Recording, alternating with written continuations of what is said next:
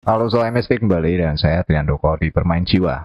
Di video ini saya akan berikan kalian gambaran perbedaan antara lucid dreaming dan OOBE. Buat kalian yang belum familiar dengan istilah lucid dreaming ini adalah sebuah kondisi mimpi di mana kamu ada keterlibatan kesadaran. Paling tidak di awal-awal kamu merasa ini sepertinya saya mimpi. Nah, itu kamu berarti sudah mengalami lucid dreaming. Kemudian kalau OOB ini berbeda. OOB ini adalah peristiwa di mana kamu bisa melihat tubuhmu sendiri. Nah, jadi di video ini saya akan perjelas gambaran perbedaan dari dua kondisi ini. Jadi ketika nanti kamu mengalami, kamu tahu apa yang terjadi sebetulnya dan apa kaitannya dengan proses mistik atau proses spiritualitasmu.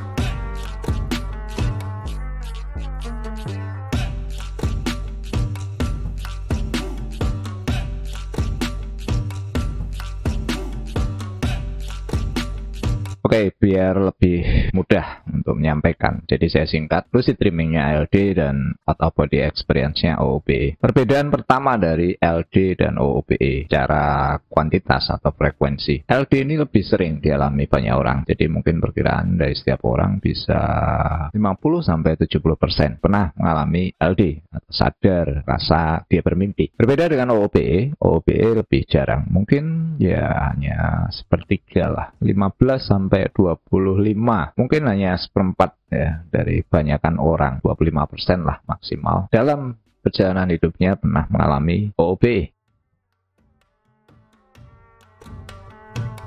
Kemudian perbedaan kedua adalah tentang kapan itu terjadi dalam fase pergerakan kesadaran. Untuk LD jelas, karena ini seperti mimpi, hal ini dialami ketika orang tertidur. Berbeda dengan OOBE. OOBE ini bisa dikatakan ketika orang terjaga. Nah, saya akan lebih perjelas. Jadi keterjagaan ini ada dalam fase antara. Seingat saya dulu, saya sering bercerita, dulu saya tidak meditasi, cuma saya melakukan doa itu di tengah malam. Nah, itu kan kondisi kalau kamu melakukan aktivitas yang berulang-ulang itu pasti mengantuk. Nah, tapi ketika kamu lakukan itu terus, ada fase tertentu di mana kamu ngantuknya hilang. Padahal kamu sebenarnya sudah lelah. Nah, saya ingat dulu peristiwa OOBE-nya itu terjadi ketika saya menyelesaikan ritual doa malam saya dan perenungan. Jadi saya pergi berangkat tidur. Dalam proses perjalanan tidur, tiba-tiba saya merasa tubuh saya itu melayang mendekati langit-langit, ya kan. Seketika saya tersadar dan ketika sadar seperti terjatuh dan kaget, ketakutan pasti. Nah,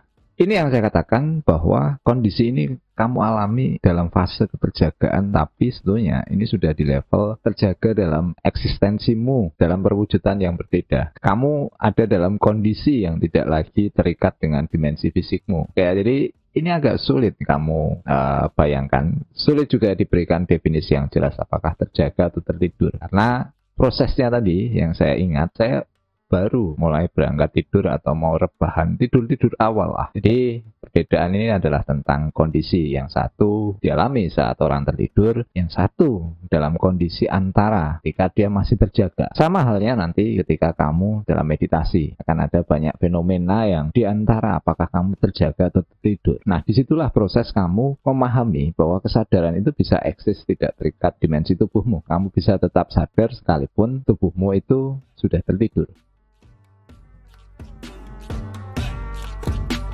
Lalu perbedaan ketiga adalah tentang kendali. Jadi lucid dreaming, LD tadi, kamu mulai pertama kali ya merasa, oh ini mimpi. Nanti kalau itu dilatih, kamu bisa melakukan manuver dalam mimpimu. Nah, berbeda dengan OOBE. OOBE ini bisa dikatakan adalah kamu secara pasif mengalami hal tersebut. Jadi keduanya ini adalah bagian dari proses kamu mengenal dunia astral, atau dalam istilah yang lain nanti ada kemampuan yang disebut proyeksi astral atau astral projection. Dalam istilah yang sama di kasanah supranatural di negeri kita ini dikenal sebagai meraga sukma. Oke, ada banyak perdebatan, meraga sukma tidak seperti itu. Nah, nanti saya akan jelaskan tentang apa itu yang disebut sebagai getaran kondisi kesadaran. Jadi ketika kamu mengalami rangkaian baik itu LD atau OOBE, itu sudah sebagai pertanda bahwa kamu punya getaran yang lebih aktif ketika tubuhmu itu diam.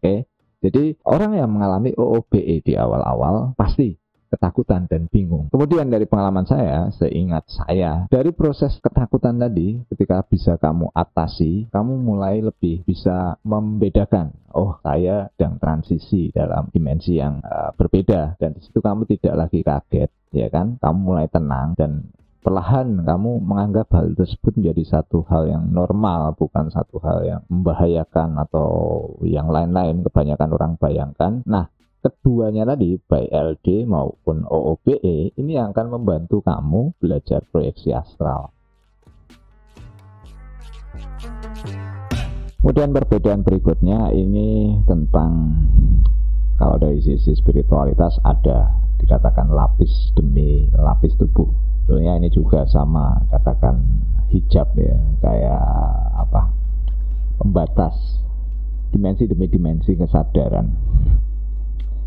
Jadi apa yang dikatakan perwujudanmu itu sebetulnya hanyalah sebuah getaran, dan setiap getaran ini seperti wadahnya. Maka ada istilah ya, dimensi fisik, dimensi ether, astral, mental, semacam itu. Padahal ya semua hanya getaran, karena hanya sensasi dari aktivitas pikiranmu. Nah, sekarang apa perbedaan antara LD dan OOBE? Jadi kalau LD ini dialami tanpa keterpisahan. Jadi kamu merasa kamu dalam satu wadah. Kamu tahu bahwa kamu sedang bermimpi, kamu sadar, tapi tidak ada keterpisahan. Wujudmu hanya satu. Oke? Nah, kalau OOBE ini berbeda. OOBE ini ada keterpisahan. Jadi getaranmu eksis dalam dua dimensi. Nanti perlahan kamu mulai menyadari dan bisa bertransisi untuk pindah-pindah. Nah, di situ orang mengatakan astral projection ya, proyeksi astral. Dalam konteks yang lebih nanti kamu bisa kuasai hal semacam ini, kamu bisa membagi kesadaranmu. Jadi eksis dalam berapa dimensi. Nah, inilah menariknya ketika kamu belajar tentang hal-hal yang sifatnya intuitif ini, ketika kamu memang bisa memahami bahwa segalanya hanyalah getaran, dan setiap getaran ini punya dimensi sendiri, apa yang dikatakan ruang waktu yang terpisah. Tapi pada intinya hanya ada satu getaran, hanya ada satu dimensi, hanya ada satu kesadaran. Kamu hanya dipisah dalam frekuensi yang berbeda-beda. Ketika kamu sudah bisa mengendalikan ini, kamu bisa melakukan transisi atau perpindahan dari frekuensi demi frekuensi tadi. Kemudian berikutnya terkait kondisi saat fenomena itu terjadi. Untuk LD ini, realitas yang dialami dalam dimensi kesadaran si pemimpi tadi itu bisa sangat aneh, ya kan. Kadang sifatnya lebih mistikal ya. Pengalamannya ini lebih kadang melampaui apa yang orang bisa temui dalam ruang waktunya. Jadi mimpi-mimpi yang aneh-aneh, tapi dia sadar dan terlibat di situ. Nah, berbeda dengan OOBE. OOBE ini seperti kesadaran kamu pada umumnya.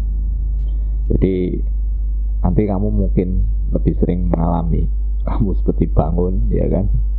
Tapi tubuhmu tetap tidur. Nah, itu nanti akan bisa kamu alami sampai akhirnya kamu sadar dan menerima bahwa itu bagian dari proses setiap fase pergerakan kesadaran.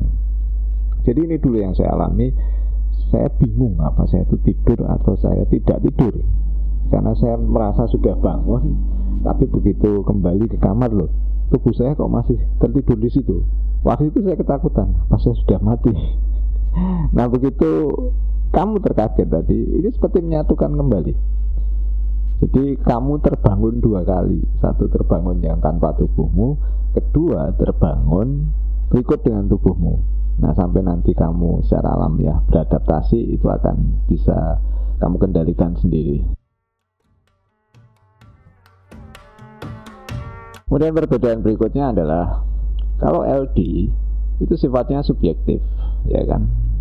Setiap orang mimpinya pasti terkait dengan apa yang tersimpan dalam alam bawah sadarnya.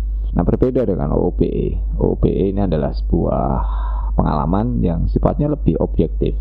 Jadi pengalaman-pengalaman orang yang ingat dirinya pernah mengalami OOBE itu pasti sama yang dirasakan dan tidak aneh-aneh, dalam arti seperti mimpi bisa bermacam-macam. Kalau OBE itu ya satu dengan yang lain tidak jauh berbeda.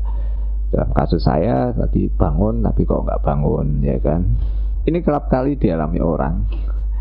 Hanya saja mungkin agak susah dijelaskan, kecuali ada sebuah bentuk diskusi terbuka di mana orang yang mengalami ini tadi bisa menceritakan apa yang dirasakan. Akhirnya baru di situ ketemu, oh berarti mungkin ya terjadi semacam hal tersebut. Kemudian perbedaan berikutnya ini kalau dari riset yang dilakukan dengan alat seperti EEG ya, untuk memindai aktivitas gelombang otak. Kalau LD itu kan gelombang mimpi ya, sering dialami dalam fase REM ya, rapid eye movement. Jadi kalau kamu melihat ya kan, entah siapa orang yang kamu kenal tidur, kemudian matanya berkedip-kedip ya kan, dalam tertutup tapi seperti kedip-kedip gerak cepat, nah itu berarti dia sedang mengalami mimpi. Demikian pula kalau kamu punya binatang, itu saya punya anjing juga semacam itu. Nah jadi ketika orang itu mengalami mimpi, entah itu LD atau mimpi yang lainnya, itu bisa dikenali dengan alat. Nah ini berbeda dengan OBE. OBE itu hampir tidak bisa ditemukan indikator pasti apakah orang tersebut sedang mengalami OBE atau tidak, karena tidak terbaca secara polanya.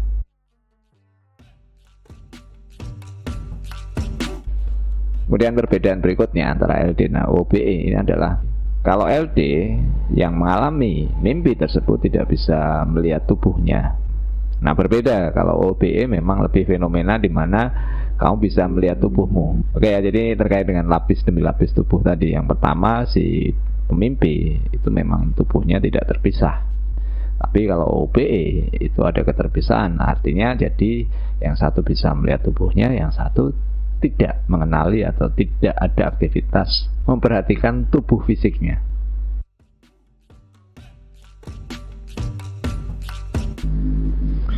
Kemudian perbedaan terakhir tentang efek. Jadi bisa dikatakan kalau lucid dreaming secara persentase tadi lebih banyak, tapi memiliki efek yang lebih sedikit dalam proses spiritualitas. Nah kalau OBE ini efeknya bisa merubah total tentang pemahaman orang tersebut pada eksistensinya. Jadi saya mulai tidak takut dengan kematian ya. Padahal dulu saya penakut sekali kan, takut hantu. Kemudian kalau ada orang meninggal itu takut ya kan. Itu seperti berubah begitu saja. Kenapa demikian ya? Karena kamu mulai mengenali eksistensimu, bahwa kamu juga gaib, tidak ada wujudnya. Jadi ibaratnya sesama manusia ya kan, tidak takut karena tidak asing. Demikian pula dalam dimensi yang kamu bisa kenali secara spirit, ya kamu merasa itu tidak asing, tidak menakutkan. Orang takut karena suatu hal yang diragukan, tidak dikenali dan berbeda. Tapi dalam konteks ketika kamu sudah mengalami OBE dan berproses intens di situ, kamu mulai membaca bahwa ya ini mungkin dan ini bukan hal yang aneh dan macam-macam.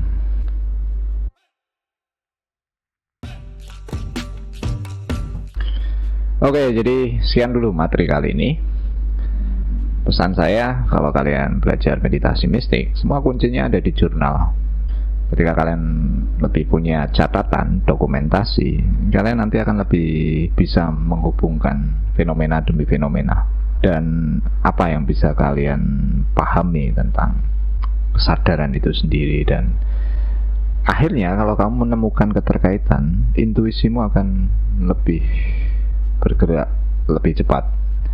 Oke, kalau kalian suka video ini silahkan berikan like, silahkan share, berikan komentar. Kita akan ketemu di video selanjutnya. Selamat bermeditasi, selamat bermain jiwa.